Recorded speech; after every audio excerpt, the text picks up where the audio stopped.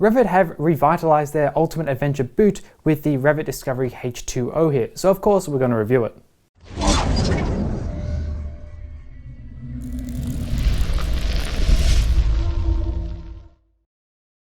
So Revit have done away with the Revit Discovery OutDry, and now we have the Revit Discovery H2O. Small difference there. Basically the OutDry material, which was the weatherproofing on the boot, is now gone. Instead we have Hydrotex, which where we get the H2O name from, I guess. And yeah, so it's Revit's own version of a waterproofing material, and it's actually pretty sturdy. So this boot, it's going to be a bit sleeker than what we typically see of other adventure boots, especially in the premium range, but that does not mean it's going to be any worse off-road. It's still going to be a very versatile boot on and off-road. It's just going to have a little bit more protection that's hidden and so on, just really a little bit sleeker. Now it's a premium boot, it's going to come in at $500 US or about 380 euros as well at the recommended retail price, and that makes it one of the most premium boots both on and off the road. There's a lot to talk about with this boot, so I'm going to start at the bottom and work our way up. First of all, very rigid boot, very rigid sole. Can't bend it too much, it will break in a bit over time, but do remember it's an adventure boot, it's meant to give you lots of protection, and that sole is going to be pretty tough.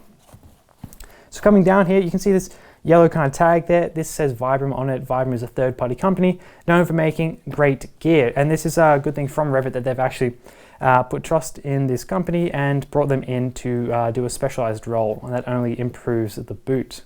Then we do have multiple densities in the sole, which will give you a better protection over a higher range of impacts. So you can see it best at the heel here. This black section here actually has 3 different densities. It's a bit hard to see because they are all 3 different shades of black. Then we have the white one and then the black one again up top. So 5 different densities there, which is going to help greatly with that impact absorption. Coming down to the tread, you can see we have a smooth section here on the heel, smooth section by the toes. This is just going to be for when you get your heel down, your toes down, whatever. It's just going to make sure you don't catch, always nice. And the tread, pretty deep, pretty big, going to give you a lot of grip when you're walking off-road, when you're out adventuring, which is typically what you want to do with an adventure boot. So it's nice to have, it's going to help you walking around. Then coming here, we do have a nice, smooth, but also tough area, which will help you to grip your pegs. And it's going to let you stand on your pegs pretty well because it's going to spread a lot of your weight further along the rest of your sole. You're not going to be just tearing up the arches of your foot. Plus, we can also lock into the peg a little bit there with this ridge, which is always great. And we do as well have a shank in the sole for protection. So if we move up ever so slightly from the sole, we do get to the main materials. We have at the very back here leather. This leather is going to be great for your abrasion resistance. It's going to be great for a little bit of impact absorption. It's going to wear pretty well over time as well. Then here we have this. This is hardened rubber coming from here by the heel all the way around in one piece to the front. It's going to also form your toe shifter protector there, so you have a bit of grip on it. And it's also going to keep on running all the way back to this leather on the heel. So you can see that we have a little bit of overlap as well. Just going to double up protection in that area. And this is great. It's going to give you a lot of impact absorption, a lot of abrasion resistance as well. One solid piece as well. Then coming here, we have a lot of black suede leather. And you can see that there is going to give you a little bit more flexibility, a little bit more comfort, but still give you a good amount of overall protection and wear pretty well over time as well, seeing it is leather. Plus, we do have plenty of double stitching all over the boot just to make sure that everything stays in place. So if we come up the boot just a little bit more, we do come to this grey suede leather here. It's going to be soft, it's going to give you a bit of heat resistance, it's also going to let you grip your bike a bit better, always great. We do have a bulb here. This bulb is going to give you impact absorption, abrasion resistance. One on this side as well, so you're protected on the inside and outside. Plus on the inside of these, backing it, you're going to have a soft material, which is going to just to make sure you're not going to have any discomfort from this protection, which is fantastic. But don't forget, this is not going to be a full ankle support system. You can see I can move these quite a lot, going back as well. Going from side to side, it's also going to not give me any protection, so do keep that in mind. So if we move up to the very last part of the boot, the very top, we have here leather. Underneath the leather is going to be a bit of flexible armor, so you can see me flexing that there. It's going to give you a bit more movement, but also everything we expect from armor, abrasion resistance, shock, all that kind of stuff. Now we can open this up to get to the lacing system. Bit of Velcro there, just peel it off.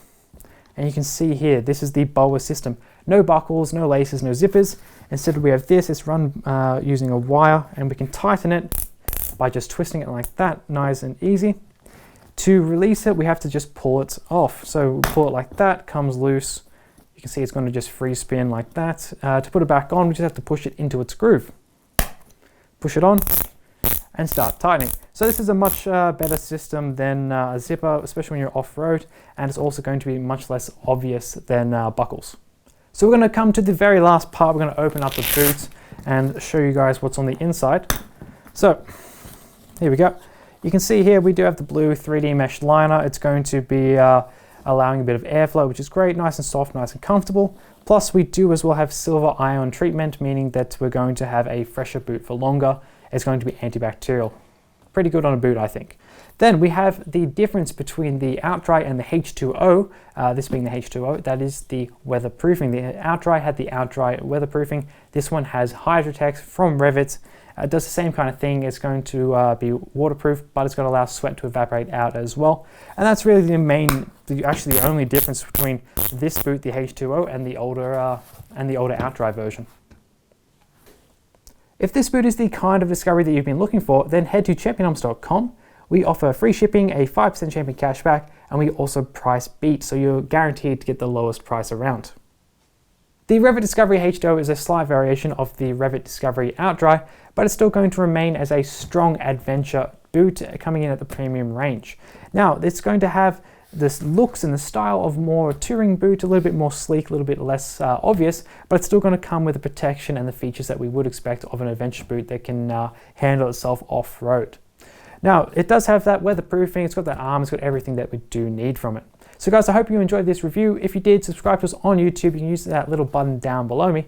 And thanks for watching, guys. I'm Chris from Champion Helmets, and I'll see you all next time.